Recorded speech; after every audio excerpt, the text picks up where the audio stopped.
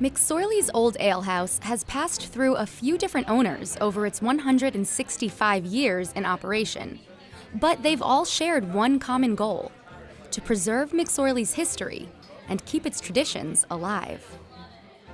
We opened in 1854 by an Irish immigrant by the name of John McSorley, and he was a devout Catholic. He didn't believe in alcohol, and that's why we only serve ale, a light ale or a dark ale. And he believed that if you left a man alone with a good mug of ale, he would cause no trouble. And in all the years I've been here, we don't have any trouble whatsoever. It's quite amazing.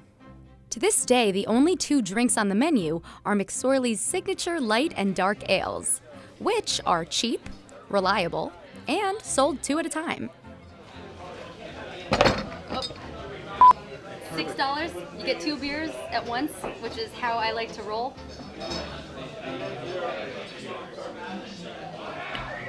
Great beer. It's great beer. But the beer isn't the only thing they've held on to over the years. With old photos and artifacts covering its walls, McSorley's isn't just a bar. It's a living museum. There isn't an inch of wall space open. I mean, it's just covered with history. It's just a collection of New York history, Irish history, family history. The turkey wishbones are probably the most famous thing that people talk about. Guys, before they went off to war, they put the wishbone up for good luck. This here is the original bell from the original Madison Square Garden. It's quite impressive. Up on top here is an original wanted poster for the murder of Abe Lincoln. This is Peter Cooper's chair.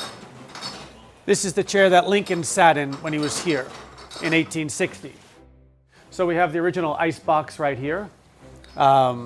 We electrified it back in the 50s. That's when the Iceman no longer cometh. John McSorley's motto, be good or be gone. It means if you act like an idiot, you're going to get thrown out like an idiot. We have a pair of Harry Houdini's handcuffs hanging up on the ceiling.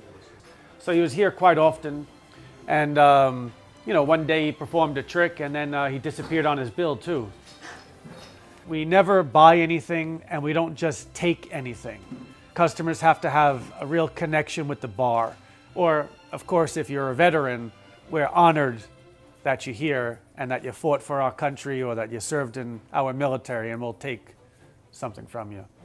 Tons of caps, firemen, policemen, World War I doughboys, 19th century fireman helmets, all the way to 9/11. So these are just some of the badges, Purple Hearts, that soldiers and law enforcement officers, they retired here. Again, because the place meant so much to them. We have the ashes of a few of our customers. This here drinking flask belonged to an artist who lived upstairs. His name was Bobby Bowles. And his last request was that his ashes be put in his drinking flask and the flask left behind the bar. So that's Bobby in there. We have a photo of him right there, that one there. He was a real character, a real gypsy. That's Bobby.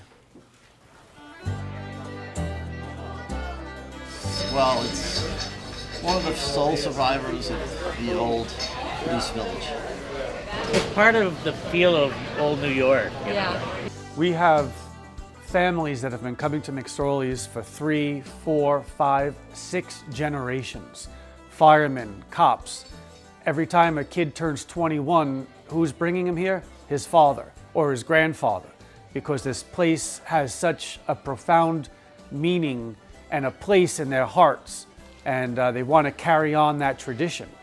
And in a day and age where everybody's just on their cell phones and modern technology, it's nice. It's a nice respite to come into a place where you can feel the history and tell stories of your family being here, because it really does mean a lot to a lot of people. I think this place is going to outlast all of us, and there's a joke among the staff that who's going to be here for the 200th anniversary. Are we going to need one of the big tables or one of the small tables? But everybody feels McSorley's will keep continuing.